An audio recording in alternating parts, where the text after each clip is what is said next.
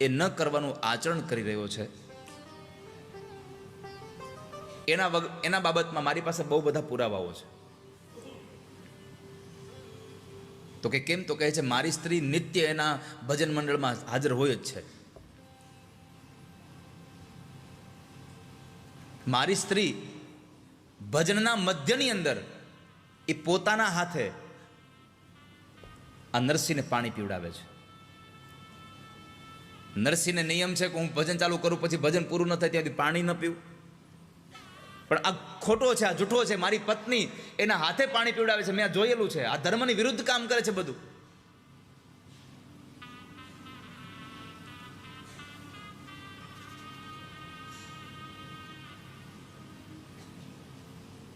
બધા એક પછી એક ગવાહીઓ નરસિંહ મહેતાના વિરુદ્ધમાં આપે છે. પણ વાલા ભક્તજનો, મારે આ કથા, આ પ્રસંગ તમને એટલા માટે કહેવો છે કે આખી દુનિયા, મેં ગઈકાલે તમને કહ્યું હતું કે આખી દુનિયા તમારી સામે હોય પણ કૃષ્ણ તમારી સાથે હોય તો દુનિયાની તાકાત નથી કે તમારો વાળ વાંકો કરી શકે સંસારમાં. કૃષ્ણ પર તમને ભરોસો, કૃષ્ણ તમારી સાથે હોવો જોઈએ. અને કૃષ્ણ એક તમારી સામે હોય અને દુનિયા તમારી હારે હોય તો દુનિયાની તાકાત નથી કે કૃષ્ણથી તમને બચાવી શકે. कृष्ण अपने साथ होना चाहिए, कृष्ण पे भरोसा होना चाहिए. नरसिंह मेहता બધું સાંભળે છે પણ એક જ વાત છે, જય રાધા માધવ, જય રાધા માધવ, જય રાધા માધવ. સતત ભગવાનના ભજનમાં પડેલા માણસ સતત ભગવાનને યાદ કર્યા કરે. સુખમાં પણ ભગવાનને યાદ કરશો અને દુઃખમાં પણ ભગવાનને યાદ કરશો. રા માંડલી કે જ્યારે નરસિંહ મહેતા વિશે સારું બોલ્યા ત્યારે પણ નરસિંહ મહેતાના મોઢામાંથી શબ્દો નીકળતા હતા, જય રાધા માધવ, જય રાધા માધવ. અને સારંગધરજી, વંશીધરજી, અનંતરાય આ બધા જ્યારે એના વિરુદ્ધમાં કોઈ વાતો મૂકતા હતા ત્યારે પણ નરસિંહ મહેતાના મોઢામાંથી શબ્દો નીકળતા હતા, જય રાધા માધવ, જય રાધા માધવ, જય રાધા માધવ. તમે શું માનો છો? આ સંસારમાં ભક્તો ઉપર કષ્ટ નહીં આવ્યા હોય?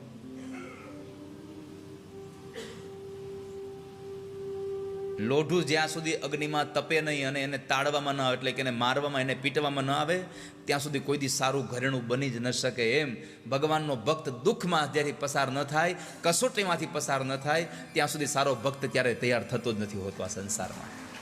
સારા ભક્ત બનવા માટે કેટલી કસોટીઓ, પોતાના પેટના જેના દીકરાઓને ખાંડણીયામાં ખાંડી અને સાધુની થાળીમાં પીરસવા પડે, ત્યાં સુધીની આપણી આ ભારત વર્ષની પરંપરાઓ ચાલી છે. ત્યાં સુધી આપણા ભારત વર્ષની આ નીતિઓ ચાલી છે. જુનાગઢના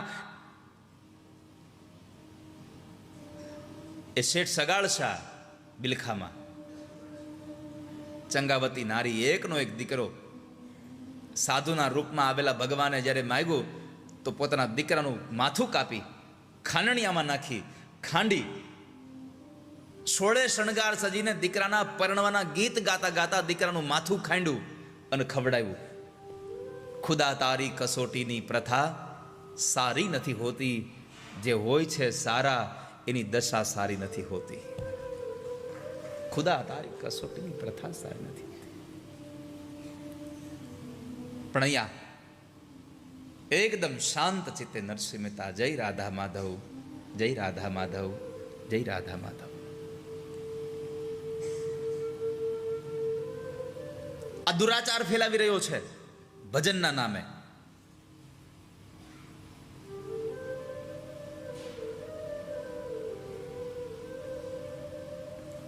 નરસિંહ મહેતાએ કહ્યું કે તમે કહો છો કે તમારા પત્ની મારા ઘરે આવે છે ને પછી દુરાચાર થાય છે. નરસિંહ મહેતાએ કહ્યું કે હું કોઈને આગ્રહ નથી કરતો, જેને આવવું હોય છે એનું નાય નથી પાડતો. મારા ઘરે કોઈને આવવા માટે હું આગ્રહ નથી કરતો. ભજનમાં તો બધાને છૂટ હોય છે.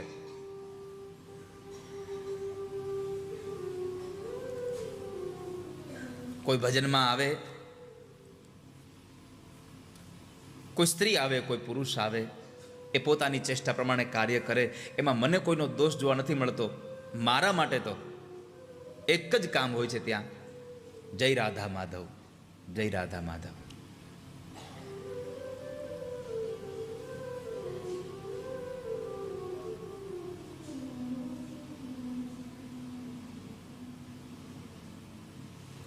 જો હું કદાચ આ સંસારના મનુષ્યનો, આ સંસારના ભગવાનના ભક્તનો દોષ કરું, એનો દ્વેષ રાખું, તો કદાચ એ દ્વેષ એ મનુષ્યનો નહીં, પરમાત્માનો દ્વેષ કર્યો હોય એવું મને પ્રતીત થાય. કારણ કે આ સંસારમાં બધા જ જીવાત્માની અંદર પરમાત્મા બિરાજે છે અને મારે પરમાત્માનો દ્વેષ કરવો નથી. એટલે નરસિંહ મહેતાએ કહ્યું કે હું આ બાબતમાં હું બીજું કશું જાણતો નથી, મહારાજ તમને ઉચિત લાગે એમ કરો.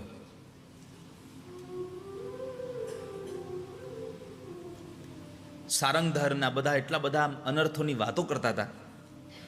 મહારાજને ખબર હતી કે આ નરસૈયો પવિત્ર છે, ભગવાનનો અનન્ય ભક્ત છે, પણ રાજ દરબારમાં વાત આવે એટલે પછી પુરાવાઓ સાથે જ એને સાબિતમાં કરવું. કોર્ટમાં કદાચ જજને ખબર હોય કે જે માણસને મારી સામે રજૂ કરવામાં આવ્યો છે એ સાવ નિર્દોષ છે, પણ પુરાવાઓ એના પ્રત્યે પુરાવાઓ ઘણા બધા સામેના પક્ષે મૂકેલા છે, એટલે નિર્દોષ હોવા છતાં પણ મારે એને દોષી ઠેરાવવો પડે છે.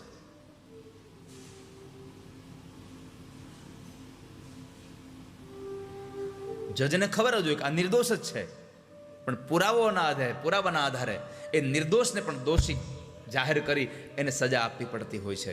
એમ અહીંયા રામાનલિકને પણ અહીંયા પુરાવાઓ બધા આપતી રહ્યા છે.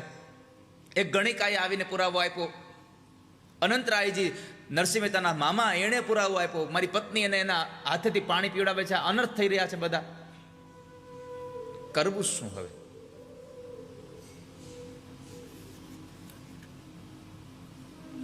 આ દુનિયામાં ભગવાનના ભક્તને ઓળખવામાં પણ આપણી નજર થાપ ખાઈ જાય છે. ક્યારેક ક્યારેક તો એવી અવસ્થામાં હાવ માણસ મળે, આપણને થાય આ ભગવાનનો ભગત છે કઈ આવો.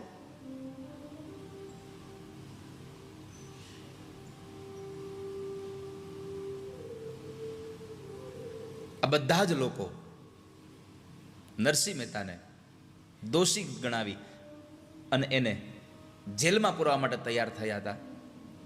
બધાના પેલા બધી વસ્તુઓ જોઈને પછી રામાનલિકે કહ્યું કે મહેતાજી તમારે કંઈ કહેવું છે? મહેતાજી એટલું જ કીધું કે મહારાજ મારા માટે તો મહેલે ઈ જ છે અને કારાવાસે ઈ જ છે, તમે જ્યાં રહેવા દો ને મારા માટે બધું બરાબર છે. ભગવાનના ભક્તની સ્થિતિ આ હોય છે, જ્યાં રાખે મારો રામ, જાહી વિધિ રાખે રામ તાહી વિધ રહીએ. પ્રભુ જેમ રાખે એમ રહેવાની જેની તાકાત છે એ ભગવાનનો ભક્ત બની શકે છે. નરસિંહ કહે છે કે મારે તો રાજમહેલ પણ મારા માટે સુખમય છે અને કારાવાસ પણ મારા માટે સુખમય જ છે. મારે કશું દુઃખ નથી, કારણ જ્યાં સુધી મારે રાધા માધવનો સહારો છે ત્યાં સુધી આ દુનિયામાં મારે કંઈ દુઃખ નથી. જેને પ્રભુનો સહારો છે,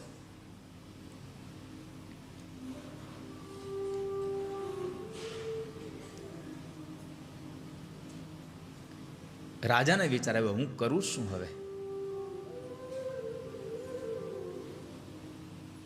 હું શું કરું?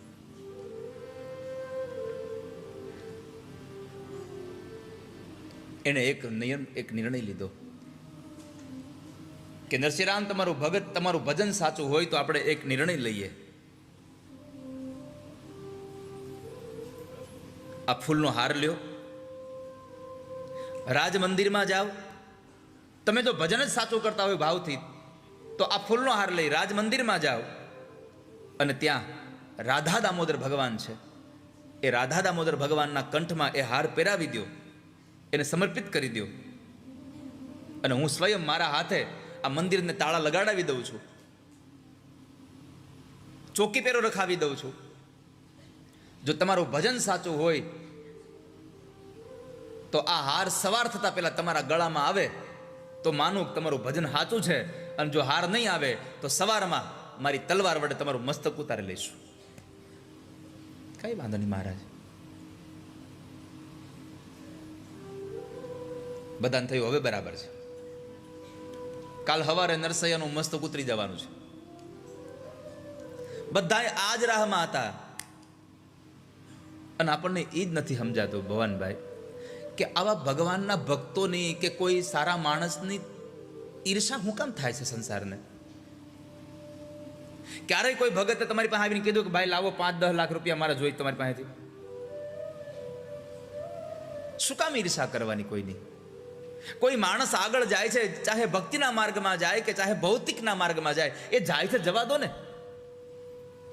તમારા પૈસે જતો હોય ને તમારી પાસેથી કાંઈ લઈને કરતા હોય તો ઠીક વાત છે, પણ અમુક અમુક જણાને ખાલી અહીંયા વિરોધ કરવા હાટું જ ભગવાને જન્મ આપ્યો હોય, સ્પેશિયલ કોટામાં આવ્યા હોય, એનો આખો વર્ગ અલગ જ હોય.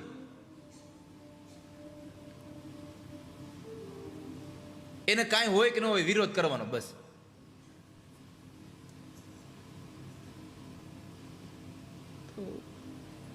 આ બધા તો રાજી થયા. સાંજ થઈ.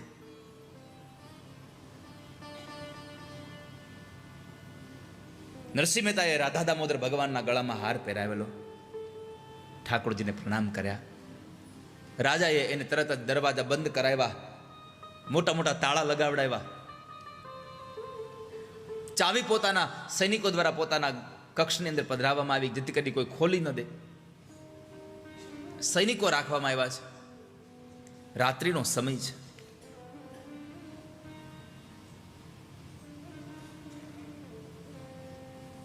ત્યારબાદ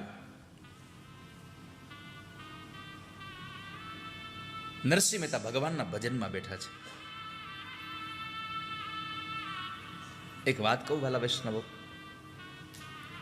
આ દુનિયામાં મનુષ્યએ ભેગું કરેલું દ્રવ્ય આજ નહીં તો કાલે નષ્ટ થઈ જશે. આજ નહીં તો કાલે, એક નહીં તો બીજી નહીં તો ત્રીજી પેઢીએ ધન નષ્ટ થશે.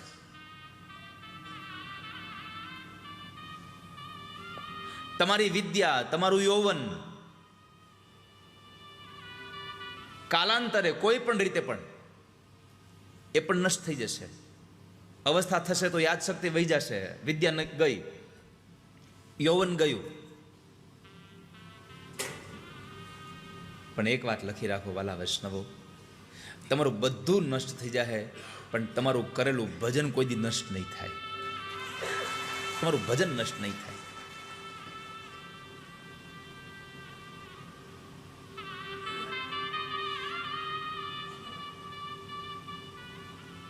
નરસિંહ મહેતાના મોઢા ઉપર પ્રસન્નતા છે. અને વાલા વૈષ્ણવો, જિંદગીભર ચહેરા ઉપર પ્રસન્ન રહેવું, ઉતરી ગયેલી કઢી જેવા મોઢા કરીને ક્યારેય બેહવું. આપણને થાય કે આને એરડિયું પીવડાવ્યું છે હવારના પોરમાં.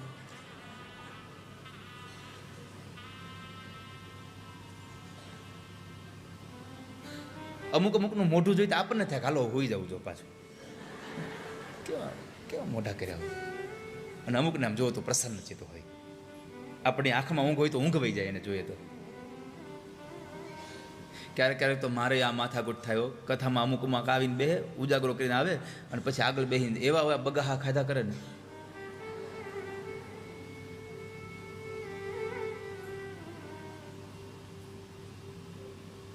અમારે કોઈ દી ઉજાગર જ નહીં થતા હોય. તમે મને એક વખત આટલી કથા જોઈ છે, તમે કોઈ દી અહીંયા મને ક્યારેય બગાસું ખાતા જોયો કોઈ દી? ક્યારેય જોયો તમે મને?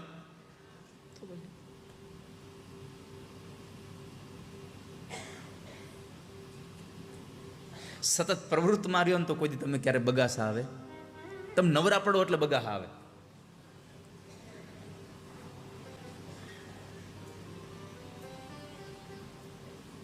નરસિંહ મહેતાના ચહેરા ઉપર પ્રસન્નતા છે.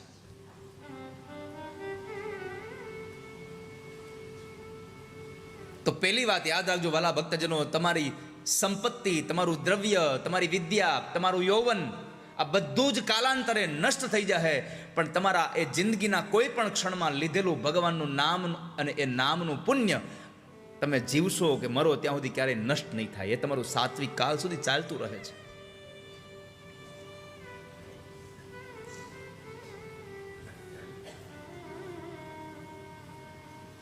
કદાચ આ જન્મે તમે ભગવાનનું નામ લીધું હોય અને તમને એનું ફળ આ જન્મે ન મળે તો નિરાશ ન થશો. આ જન્મનું પણ ફળ આવતા જન્મે મળે છે.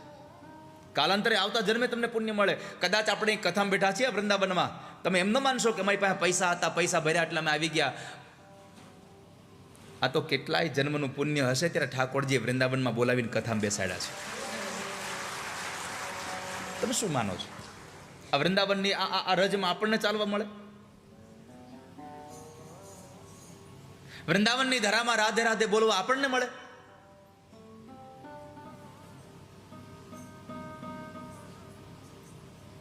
પદ્મ પુરાણ કહે છે, ભાગ્યો દયેન બહુ જન્મ સમર જીતેન.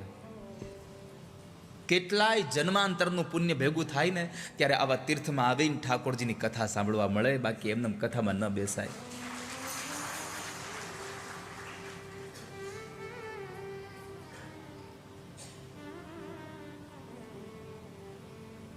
જ્યારે જ્યારે તીર્થમાં જવા મળે ત્યારે સમજવું આપણું ભાગ્ય ઉઘડ્યું છે. હવે આપણું ભાગ્ય ખીલું છે. તમારા અનેક જન્મના અંતે પણ તમારા કરેલા એ ભજનના પ્રભાવે તમને ફરી પાછું ભજન મળે છે.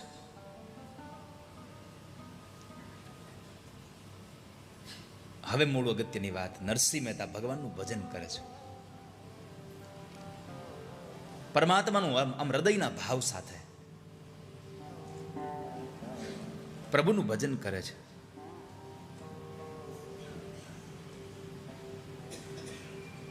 આંખમાંથી અશ્રુ નીકળ્યા એક બાબતે. અડધી રાત વહી ગઈ છે. સવાર સુધીમાં જો કદાચ રાધા દામોદરના ગળામાં પહેરાવેલો હાર જો મારી ગળામાં ન આવે તો મને મૃત્યુ દંડ મળે. આંખમાંથી અશ્રુ નીકળે છે, ગીત ગાવા છે, રાગ કેદારો કરવો છે. પણ નરસિંહ મહેતાએ કેદાર રાગને ગીરવે મૂક્યો છે 60 રૂપિયામાં. 60 રૂપિયામાં એક માણસ પાસે ગીરવે મૂકેલો રાગ છે કે હું રાગ કેદાર નહીં ગાઉં કોઈ દિવસ, તમારા 60 રૂપિયા જ્યાં સુધી તમને પાછા ના આપું.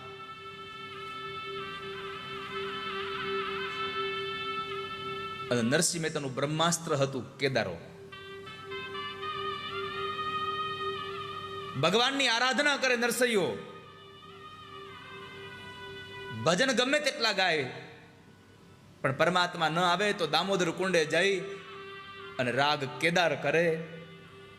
અને એ કેદારો રાગ કરે ને ત્યારે ગીત ગાય, ત્યારે નરસિંહ મહેતા ભગવાન આવવું પડતું હતું. એનું બ્રહ્માસ્ત્ર હતું, પણ એ એને ગીરવે મૂકેલો હતો.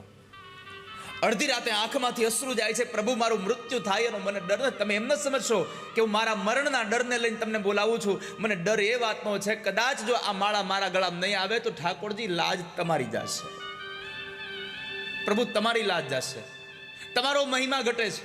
મારું તો મરણ આજ નહીં તો કાલ થવાનું જ છે. આંખમાંથી ચોધાર અશ્રુ વહે છે. વૈકુંઠમાં લક્ષ્મી ભગવાનના પગ દબાવે છે. પ્રભુ નરસૈયાને જુએ છે. રાતનો સમય તો પ્રભુ તૈયાર થવા લાગ્યા. ભગવાન શણગાર કરે ઠાકોરજી. લક્ષ્મીજી પૂછું, પ્રભુ આ અચાનક તમને અડધી રાતે ક્યાં કોઈ કામ યાદ આવ્યું? આવીને વાત કરીશ, મને જવા દો પહેલા. ભગવાન અડધી રાતે જાગી, તૈયાર થઈ અને નીકળ્યા તો ખરા, પણ જે વેશમાં નીકળ્યા હતા એ વેશમાં રહી ન શકાય. જૂનાગઢમાં આવી નરસિંહ મહેતાના રૂપમાં ભગવાન ઠાકોરજી પધાર્યા.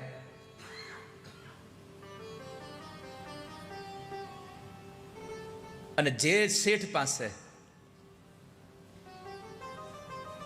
નરસિંહ મહેતાએ 60 રૂપિયામાં કેદાર રાગ ગીરવે મૂકેલો, અડધી રાતે દરવાજો ખટખટાવ્યો. શેઠ, એ શેઠ. આંખો ચોળતા ચોળતા શેઠે દરવાજો ખોલ્યો. નરસિંહ મહેતાને જોયા. નરસિંહ મહેતાએ કીધું, બાપા આ લ્યો 60 રૂપિયા, મને મારો રાગ આપી દો ને પાછો,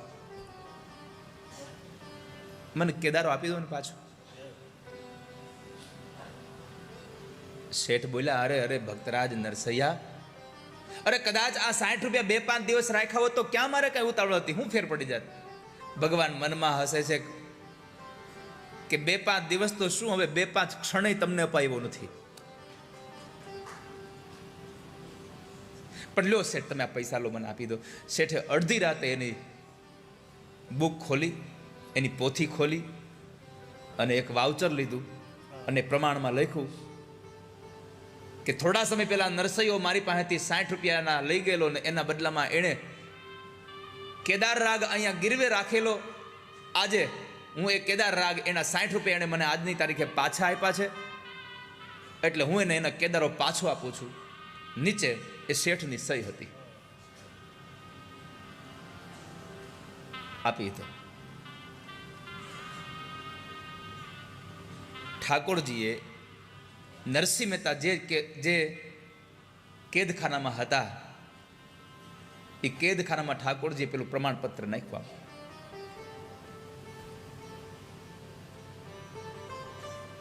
નરસૈયાની નજર પડી કે કાગળ પડ્યો, ચિઠ્ઠી પડી. ચિઠ્ઠી જોવે છે તો પ્રમાણપત્ર છે. પ્રમાણપત્રને જોયું નરસૈયાએ.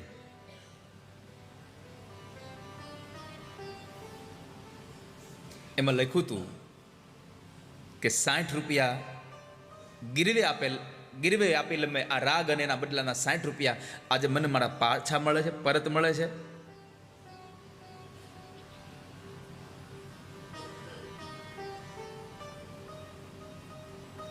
પણ આશ્ચર્યની વાત નરસૈયાને એ થઈ કે આ અત્યારે પ્રમાણપત્ર મળ્યું, પણ એ પ્રમાણપત્રમાં એક વાક્ય લખ્યું હતું જયરામ દાદા કે નરસિંહ મહેતાએ મને અડધી રાતે જગાડીને 60 રૂપિયા પાછા આપ્યા છે. હું તો અહીંયા હતો.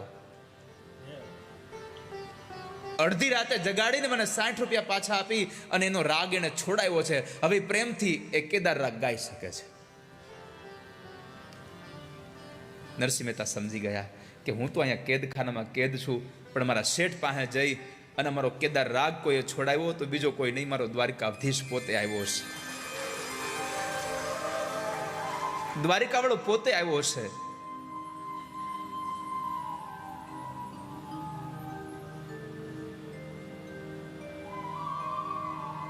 નરસૈયાના હાથમાં એ પ્રમાણપત્ર આવ્યું અને પછી નરસૈયાએ કેદાર રાગ ગાયો.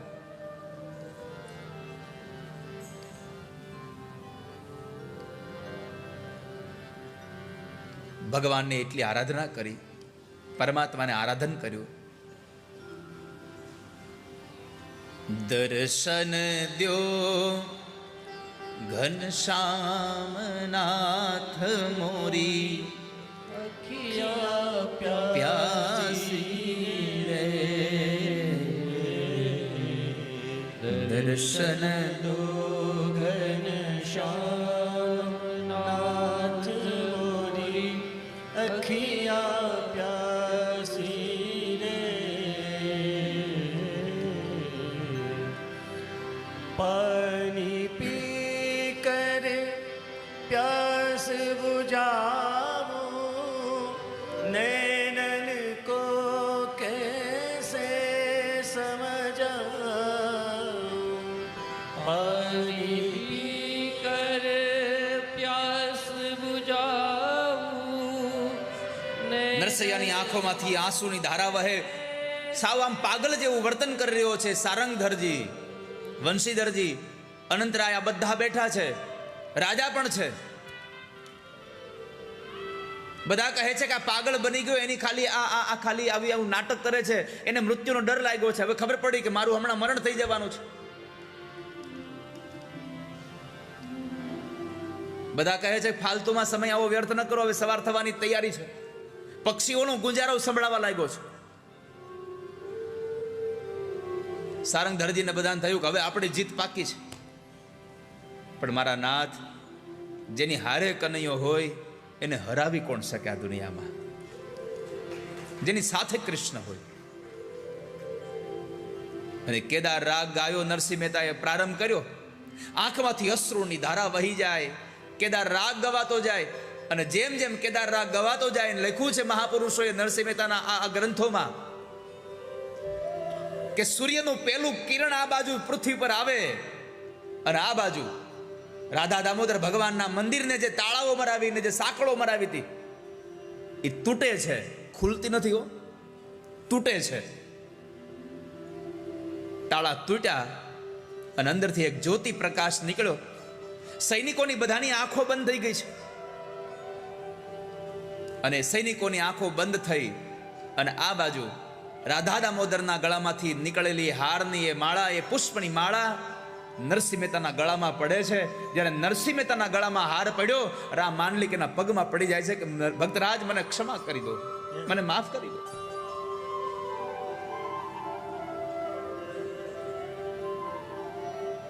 મારે એ કહેવું છે તમને કે આ મનુષ્ય લોકનો માનવી પરમાત્માની પ્રાર્થના કરે તો પરમાત્મા સાંભળે છે. તો આ તો કૈલાસપતિ ભગવાન મહાદેવ પોતે હતા. એ પ્રાર્થના કરે અને ઠાકોરજી ન સાંભળે એવું બને જ નહીં ક્યારેય. હો રંગીલા રણ છોડ શરણ હું તારે આવ્યો છું. આજ લોકો માનસરોવર આવજો અને ત્યાં આવીને હો રંગીલા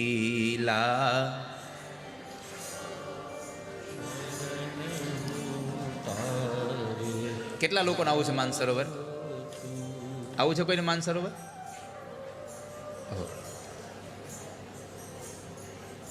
તમે નિભાવવાના બેન. હવે હાર્દિક કે તો હજી કે લઈ જાઓ તમે. તમે ભવાનભાઈ હવે અહીંયા અહીંની કથાઓ કરો તમે.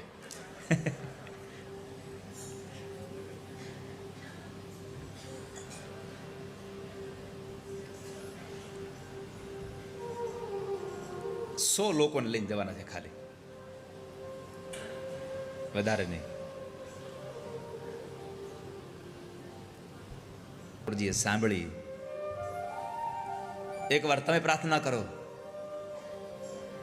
હો રસ ભીના રણ છોડ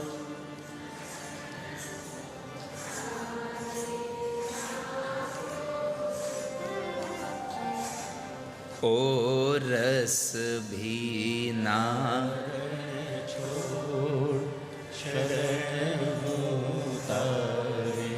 તો પરમાત્માએ પ્રાર્થના કરી, ભગવાન ઠાકોરજીએ સાંભળી અને પારણિયામાં રોયા. માં યશોદાજી ગયા છે. યશોદાજીએ લાલનજીને હાથમાં લઈ અને ખૂબ રમાડ્યા, પણ ભગવાન શાંત ન થયા. પછી ગોપીએ કીધું કે માં આને નજર લાગી હોય એવું લાગે છે. હવે આ ગોપીને કોણ સમજાવે કે આખી દુનિયાને પોતાની નજરમાં રાખવા વાળો છે, એને નજર લાગે કોની આ દુનિયામાં? પણ આ સૌને ભાવ હતો એટલે માએ યશોદાએ વળી પાછા મરચાં ને પેલું રાઈ ને મીઠું ને બધું લીધું ને ઉતાર્યું ને બધું કર્યું. શાંત થયા નહીં ભગવાન.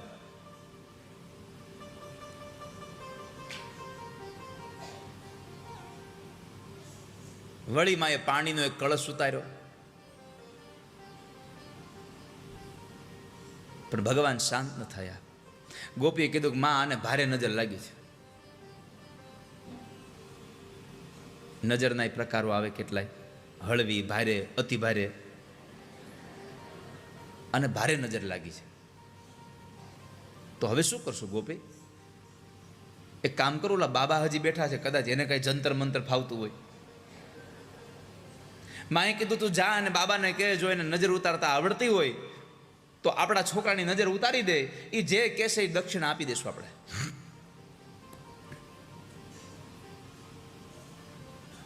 ગોપી ગઈ, બાબાને નમસ્તે કરીને કીધું બાબા તમને કઈ જંતર મંતર ફાવે છે? બાબાએ કીધું કેમ? અરે અમારા જશોદામાના છોકરાને નજર લાગી ગઈ છે, અમે ઉતારી પણ ઉતરતી નથી, થોડીક ભારે નજર છે, તમને ઉતારતા આવડે છે? બાબાએ નક્કી કર્યું કે હાલને દર્શન થાય તો નજર ઉતારવાના ધંધા કરીએ ઘડી. ભગવાને કીધું હા હા નજર તો મારે ઉતારવાનો, મારો તો મૂળ ધંધો જ છે. તો અમારા આ લાલાની નજર ઉતારી દો ને, લઈ આવો, જાઓ લાલાને. ગોપી કહે છે બાબા યશોદામાનો છોકરો બહાર નહીં આવે, તમારે જોઈએ એટલા પૈસા લઈ લો. બાબાએ કીધું દર્દી ન આવે તો ડૉક્ટરને ખબર કેમ પડે કે હું દર્દ હશે? એને જોવું પડે દર્દીને પહેલા, તો નજર નહીં ઉતરે.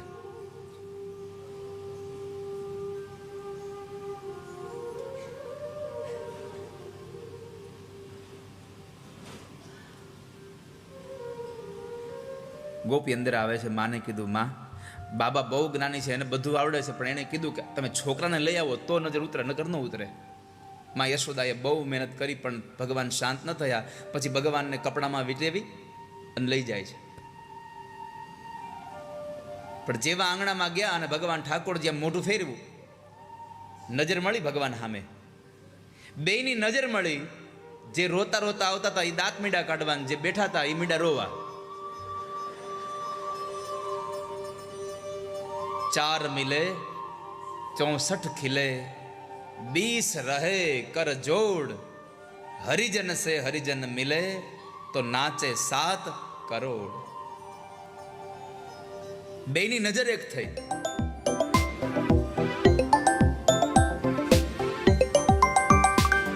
नजर एक थई अने आखी बाजी बदली गई। शिवजी रड़वा लाग्या, भगवान ठाकुरजी हसवा लाग्या। 4 मिले 64 खिले। बे व्यक्ति मळे आम दूर होय, आंख मळे तो पेલું વેલું એક જ કાર્ય થાય, સ્માઈલ।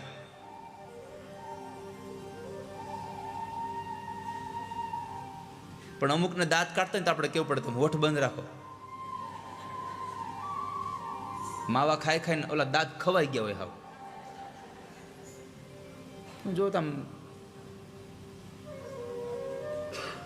અડધા થઈ ગયા હોય, અડધા।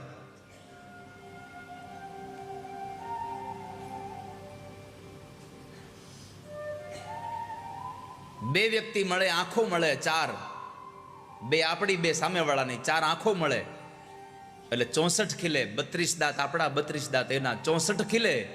પછી 20 રહે કર જોડ, આ 10 આંગળા આપણા અને 10 આંગળા સામેવાળાના, 20 રહે કર જોડ। પછી નજીક આવીને બંને જણા ગળે મળે એટલે 3.5 કરોડ રૂવાડા આપણા અને 3.5 કરોડ રૂવાડા સામેવાળાના, નાચે 7 કરોડ। હરિજન સે હરિજન મિલે તો નાચે 7 કરોડ। ગળે મળે તો પરમાત્મા હસ્યા છે। માં યશોદાજી બોલ્યા, બાબા જ્ઞાની બહુ છે હો, હજી તો કાંઈ નજર ઉતારી નહીં, ત્યાં તો જો મારો છોકરો છાનો રહી ગયો, અને બાબા દયાળુ બહુ છે, મારા છોકરાનું ઈ રોવે છે। અરે માં, તને શું સમજાવું, તું આને ઓળખતી જ નથી, આ બે એક ના એક જ છે। એ બે અંદરો અંદર સમજી ગયા છે આ બધું।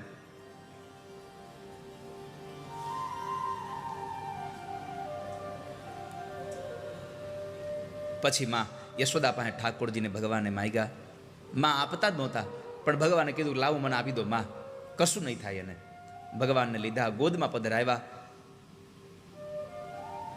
થોડીક વાર પછી માં યશોદાના હાથમાં ભગવાનને આપી, 5 પરિક્રમા કરી અને ભગવાન મહાદેવ ફરી પાછા કૈલાસ પધાર્યા છે।